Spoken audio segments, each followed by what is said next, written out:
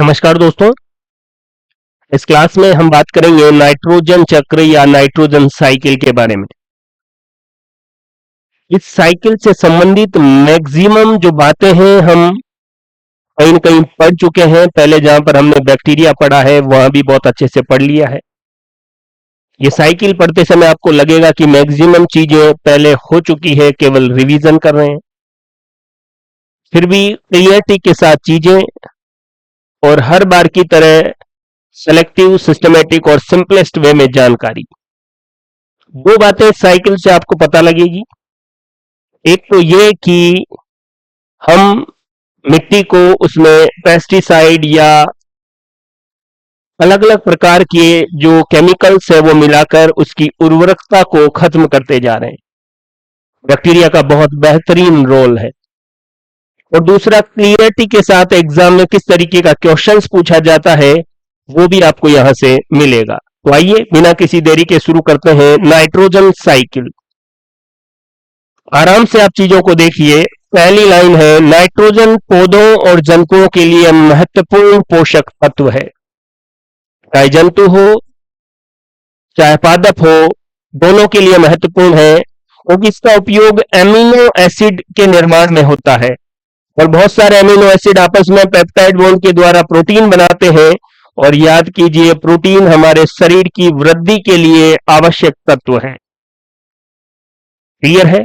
Protein बहुत जरूरी है पादपों के लिए भी और जंतुओं के लिए भी। वायुमंडल या एटमॉस्फेयर में नाइट्रोजन सबसे बड़ा या नाइट्रोजन का सबसे बड़ा जो स्रोत है वो वायुमंडल है। लगभग 78% नाइट्रोजन पाई जाती है वायुमंडल में। वातावरण की जो नाइट्रोजन है उसको N2 फिक्सेशन, नाइट्रोजन स्थिरीकरण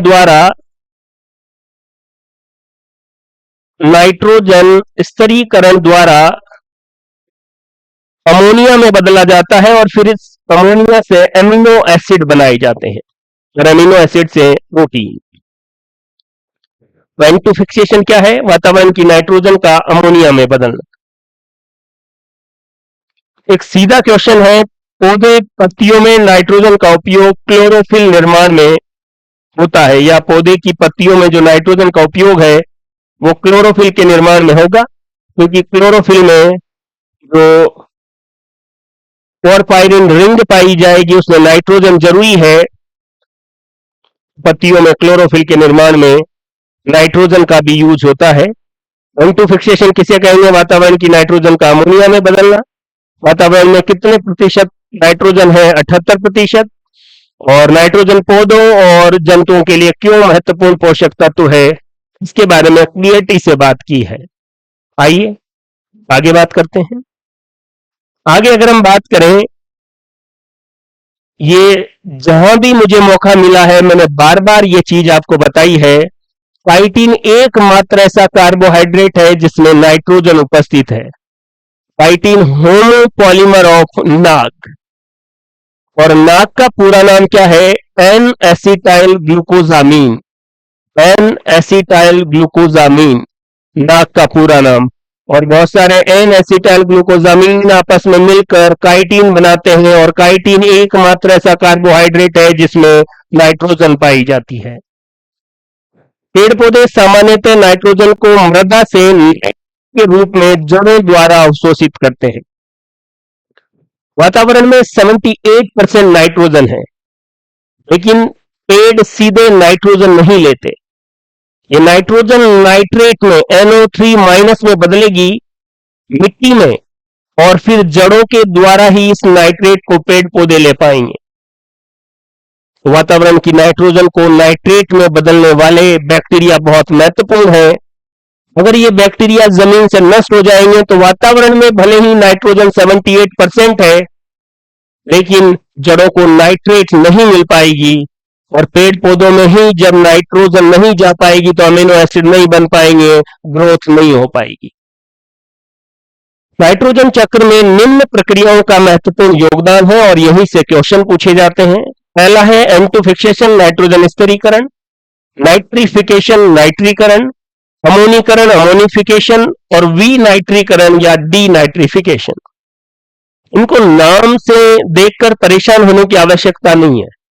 क्लियरिटी के साथ चीजों को देखोगे तो सही तरीके से याद भी होगी, समझ में भी आएगी और बिना किसी कंफ्यूजन के आप क्वेश्चन सॉल्व भी कर पाएंगे।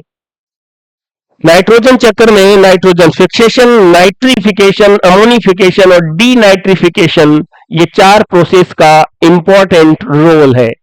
देखिए, पहला है नाइट्रोजन स्थिरीकरण। एन2 फिक्सेशन एक जटिल जैविक प्रक्रिया है जिसमें नाइट्रोजन अमोनिया में बदलती है। नाइट्रोजन फिक्सेशन करने वाले बैक्टीरिया जो है वो नाइट्रोजन स्थिरीकारक बैक्टीरिया या नाइट्रोजन फिक्सिंग बैक्टीरिया कहलाते हैं।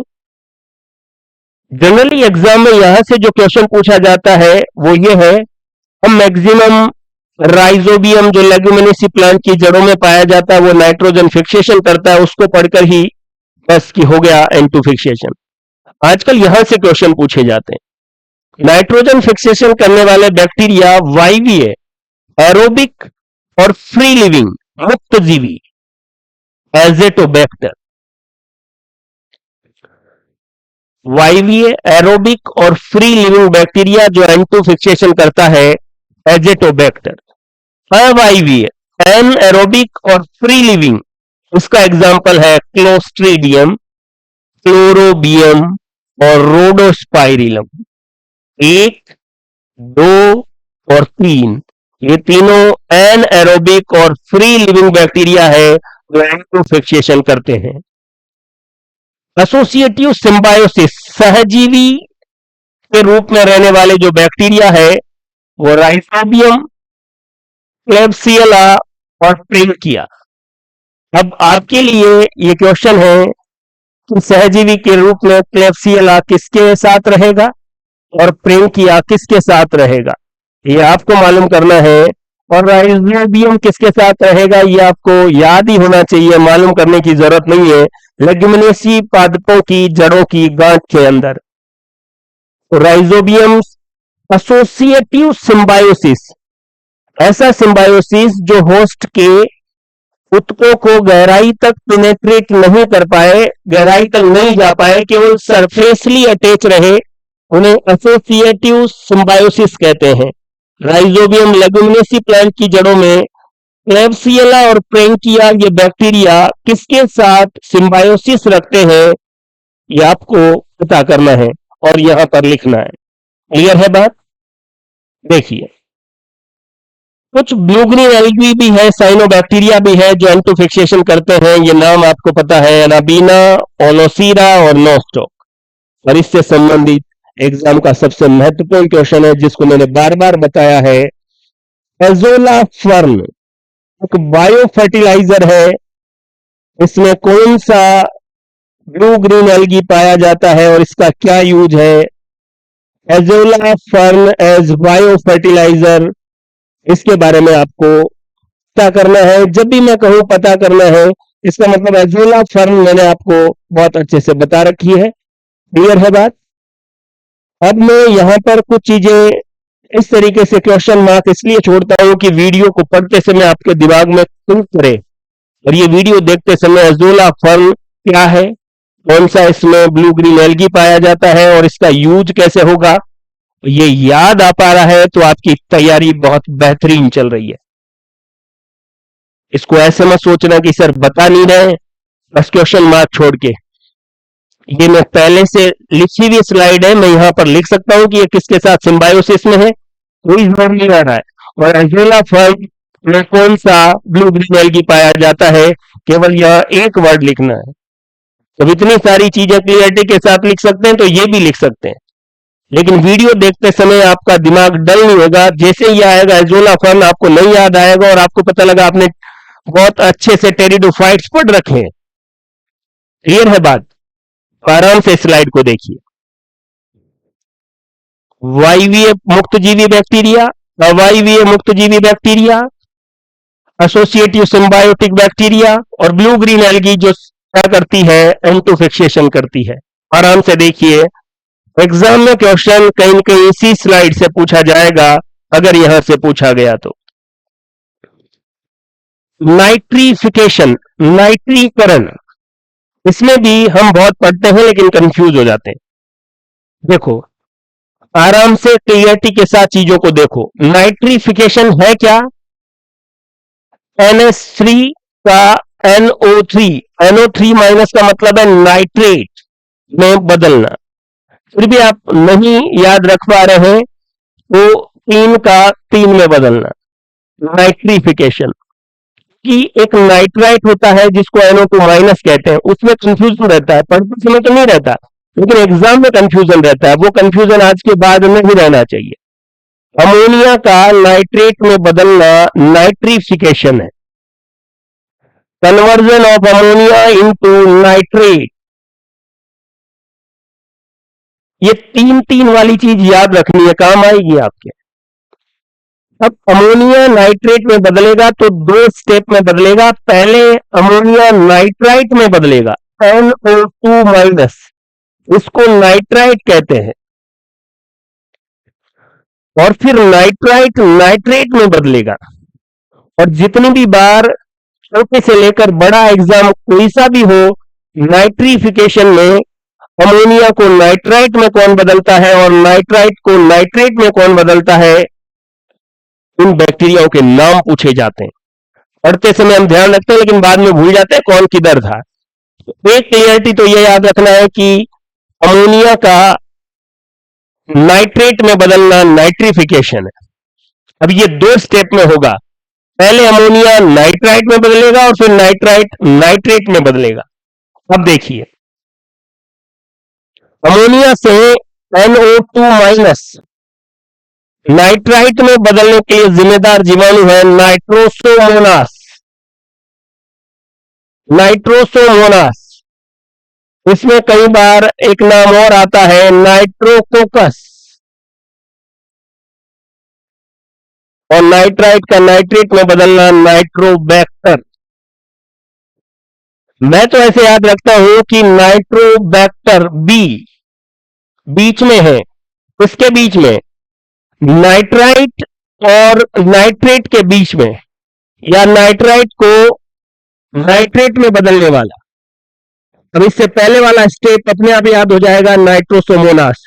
क्योंकि हमें कंफ्यूजन ये रहता है कि इसको इसमें बदलने वाला और इसको इसमें बदलने वाला, बाद में ये कंफ्यूजन रहता है कि कौन कहां था। तो ये तो पहले आपको पता होना चाहिए कि अमोनिया को लास्ट जो है वो 3 होना चाहिए, नाइट्रेट में बदलना है। बीच में आएगा कौन, NO2 माइनस। और इन दोनों N वालों या NO2 माइनस या NO3 माइनस, इनको बदलने वाला है नाइट्रोबैक्टर, तो बचा नाइट्रोसोमोनास। ये चीजें आपको लग रही होगी कि सर सिंपल सी बात है, हम याद रख लेंगे, एग्जाम का जब क्वेश्चन आएगा अगर नाइट्रोबैक्टर की जगह नाइट्रोसोमोनास हो गया सब कुछ हो जाएगा। इसलिए क्लियरिटी के साथ चीजें याद रखें। अमोनिया का नाइट्रेट में बदलना, बीच में NO2 माइनस आ जाएगा, NO2 माइनस से NO3 माइनस में बदलना नाइट्रोबैक्टर है। इन दोनों के बीच में ये जो NO2 माइनस NO3 माइनस, इनके बीच में नाइट्रोबैक्टर है। अमोनिया को नाइट्राइट में बदलने वाला नाइट्रोकोकस या नाइट्रोसोमोनास है। अगला स्टेप है अमोनीकरण। इसमें क्या होता है अमोनिफिकेशन में, पौधे और जंतुओं, इनके जो मृत कार्बनिक पदार्थ है उनमें जो प्रोटीन है वो पहले अमीनो एसिड में बदल जाएगी। और इस प्रोटीन का अपघटित होकर अमीनो एसिड में बदलने के लिए जिम्मेदार जीवाणु है क्लोस्ट्रीडिया। देखिए, और कुछ बैसिलस जीवाणु हैं जो इस अमीनो एसिड से अमोनिया बना देते। बैसिलस वल्गेरिस, बैसिलस माइकोइडिस, बैसिलस रेमोसस, ये तीनों बैसिलस की ही प्रजातियां हैं, इसलिए आगे मैंने बैसिलस लिखा है। बैसिलस वल्गेरिस, बैसिलस माइकोइडिस, बैसिलस रेमोसस, ये अमोनिफिकेशन करने वाले बैक्टीरिया है जो पौधों और जंतुओं के मृत कार्बनिक पदार्थ में जो प्रोटीन है उनको पहले अमीनो एसिड में बदलेंगे और अमीनो एसिड से अमोनिया बना देंगे। बैसिलस वाले अमीनो एसिड से अमोनिया बना देंगे। और क्लोस्ट्रीडिया मेनली प्रोटीन को किसमें तोड़ता है, अमीनो एसिड में। देख लीजिए, वो क्लोस्ट्रीडिया और बैसिलस अमोनिफिकेशन करने में मदद करेंगे।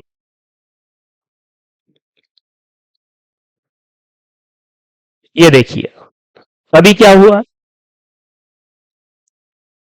जो अपघटन होकर अमीनो एसिड से अमोनिया बनी है, वातावरण की नाइट्रोजन को अमोनिया में बदलने वाले नाइट्रिफिकेशन या यूं कह सकते हैं नाइट्रोजन स्थिरीकरण वाले जीवाणु, इन दोनों प्रोसेस से मृदा में या मुक्त अमोनिया विषैली होती है और इसका मृदा में एकत्रित होना हानिकारक है। तो ये जो अमोनिया बनी है, ये एक प्रोसेस तो आपने देखा कि वो NO3 माइनस में बदल जाती है नाइट्रिफिकेशन द्वारा, और फिर अगर ये NO3 माइनस भी ज्यादा है तो फिर डी नाइट्रिफिकेशन बैक्टीरिया होते हैं, वी नाइट्रीकारक बैक्टीरिया, जो इस नाइट्रेट को वापस वातावरण की नाइट्रोजन में बदलते हैं। देखिए हमने 4 प्रोसेस देखी। N2 फिक्सेशन, ये क्या करेगा, ये वातावरण की नाइट्रोजन को अमोनिया में बदलेगा, क्लियर है, मिट्टी में अमोनिया बढ़ेगी। फिर है अमोनिफिकेशन, ये जो डेड और डीके प्लांट है या ऑर्गेनिज्म है उनमें प्रोटीन है, उसको अमीनो एसिड और वहां से अमोनिया बनाएगा। इस अमोनिया से नाइट्रेट बनेगी। आपको पता है ना कि पेड़ पौधे जड़ों द्वारा नाइट्रेट ही लेंगे, और ये नाइट्रेट नाइट्रिफिकेशन द्वारा बनती है, किससे, अमोनिया से। मिट्टी में अमोनिया होनी जरूरी है। अब क्या हुआ कि अगर अमोनिया ज्यादा हो जाए तो ये विषैली है, उसको मैनेज कैसे करेंगे कि या तो अमोनिया नाइट्रेट में बदल जाएगा, पेड़ पौधे ले लेंगे, और फिर ज्यादा हो जाए तो नाइट्रेट को वातावरण की नाइट्रोजन में बदला जाता है, इसे डी नाइट्रिफिकेशन कहा जाएगा। अब देखिए विनाइट्रीकरण या डी नाइट्रिफिकेशन क्या होगा, इसमें सिंपल सी बात, कार्बनिक और अकार्बनिक रूप से बद्ध नाइट्रोजन को वातावरण में मिलाना है।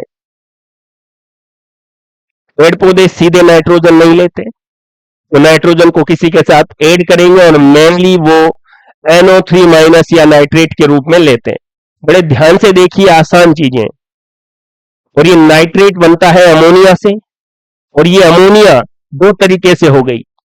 एक तो अमोनिया प्राप्त हो सकती है वातावरण की नाइट्रोजन को अमोनिया में बदलकर N2 फिक्सेशन द्वारा, एक अमोनिया प्राप्त हो सकती है जो मृत सड़े कार्बनिक पदार्थ है उनसे, और इस अमोनिया का यूज नाइट्रेट बनाने में होगा। लेकिन अगर ये ज्यादा हो जाए तो फिर ये नाइट्रेट को वातावरण में भी मिलाना है, तो नाइट्रेट को वातावरण की नाइट्रोजन में बदलना डीनाइट्रिफिकेशन है। Thiobacillus denitrificans, Pseudomonas denitrificans. देखिए क्लियर है, आगे आइए।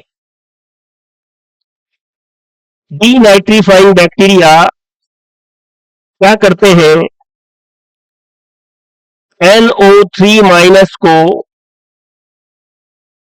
N2 में बदलते हैं। अर्थात यदि इस प्रकार के बैक्टीरिया की मात्रा ज्यादा हो जाए तो मिट्टी में नाइट्रोजन की कमी आ जाएगी और मिट्टी की उपजाऊ क्षमता क्या हो जाएगी, कम हो जाएगी। डीनाइट्रीफाइंग बैक्टीरिया मिट्टी में लिमिट में ही होने चाहिए, ताकि ये अमोनिया की मात्रा को ज्यादा नहीं होने देगी। या जो एक्स्ट्रा नाइट्रेट है या अमोनिया है वो पहले नाइट्रेट में बदल जाएगा और नाइट्रेट को ये एनवायरमेंट की नाइट्रोजन में बदल देंगे। लेकिन अगर ज्यादा हुए तो नाइट्रेट को ये किसमें बदल देंगे, अमोनिया में, तो मिट्टी में नाइट्रोजन की मात्रा कम हो जाएगी। इसलिए डीनाइट्रीफाइंग बैक्टीरिया मिट्टी में बैलेंस में ही होने चाहिए। भूमि में नाइट्रोजन के ह्रास के कारण क्या क्या हो सकते हैं, बाढ़ हो सकती है, अधिक सिंचाई हो सकती है, और डीनाइट्रीफाइंग बैक्टीरिया का अधिक होना हो सकता है। डीनाइट्रीफाइंग बैक्टीरिया भूमि की उर्वरकता को क्या करते हैं, कम करते हैं। देख लीजिए, आइए, ये नाइट्रोजन साइकिल है, आसान बात है। वातावरण की नाइट्रोजन है, N2 फिक्सेशन होगा और मिट्टी में अमोनिया के रूप में आ जाएगी। देखिए दूसरा, मिट्टी में अमोनिया कहां से लाएं, प्लांट कंज्यूमर, प्लांट जो है लिटर फॉल या इनकी पत्तियां वगैरह टूट जाएगी, डेट्राइटस या अपघटक इनको मिट्टी में मिला देंगे, और अमोनिफिकेशन करने वाले बैक्टीरिया इनके प्रोटीन से, अमीनो एसिड से सॉइल में अमोनिया बना देंगे। देखो क्या गजब का बैलेंस है। पेड़ पौधों ने कहा कि हम वातावरण की नाइट्रोजन को डायरेक्ट नहीं ले सकते, हमारी जड़ों के पास अगर नाइट्रेट होगा तो हम उसको अवशोषित कर सकते हैं। बैक्टीरिया ने यह फैसिलिटी प्रोवाइड की। बैक्टीरिया ने सोचा कि यह नाइट्रेट जड़ों तक कैसे लाया जाए।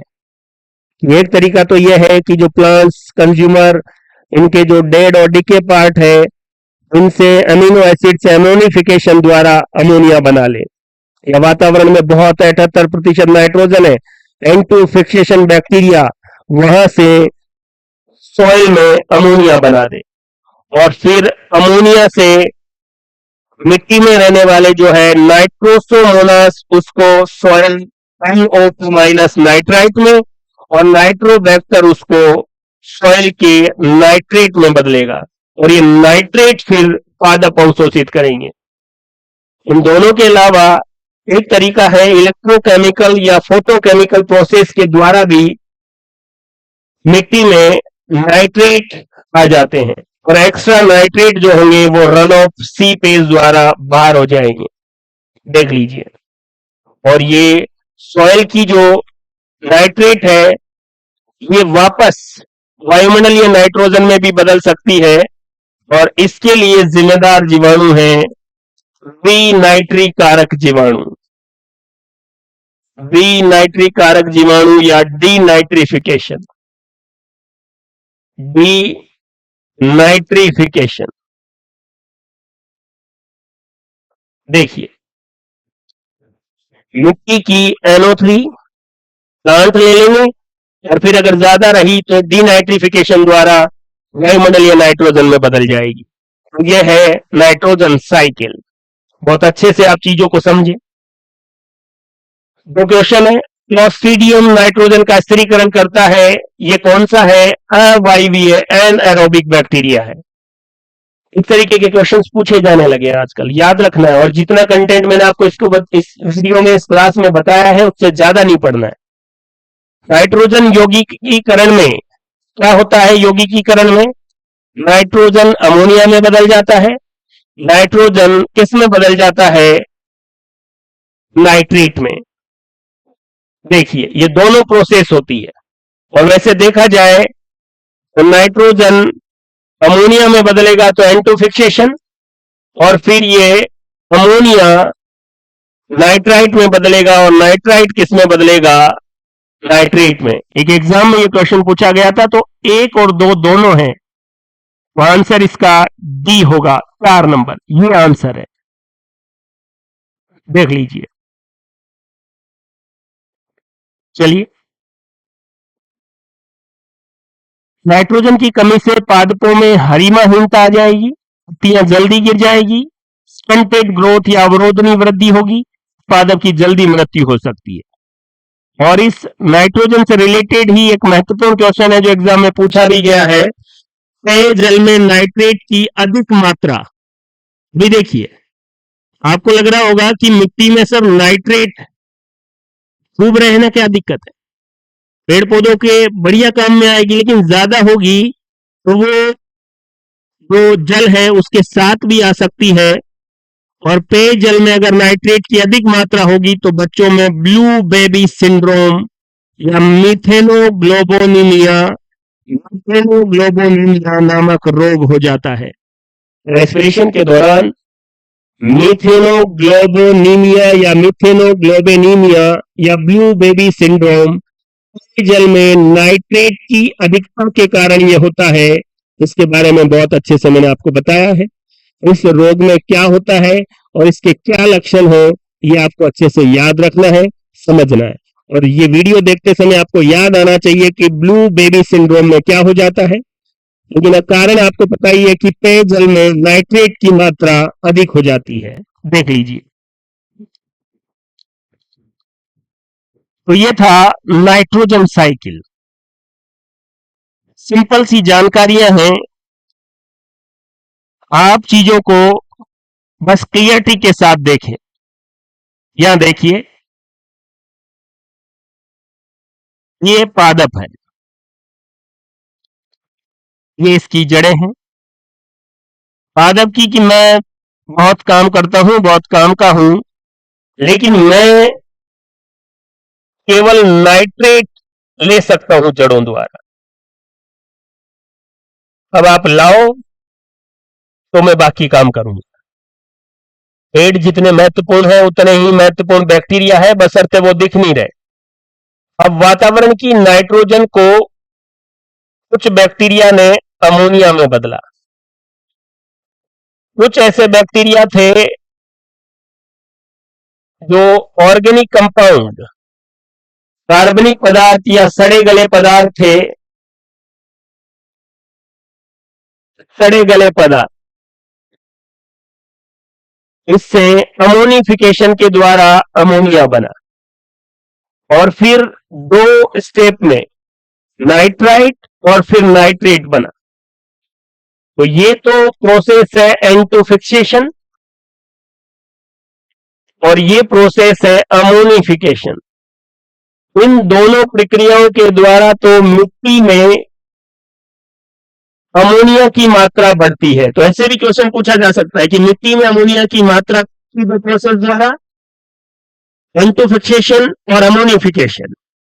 फिर इस मिट्टी में उपस्थित अमोनिया को नाइट्राइट में बदलने वाला नाइट्रोसोमोनास, नाइट्रोसोमोनास और नाइट्राइट को नाइट्रेट में बदलने वाला नाइट्रोबैक्टर, और इस नाइट्रेट को पेड़ पौधे ले लेंगे।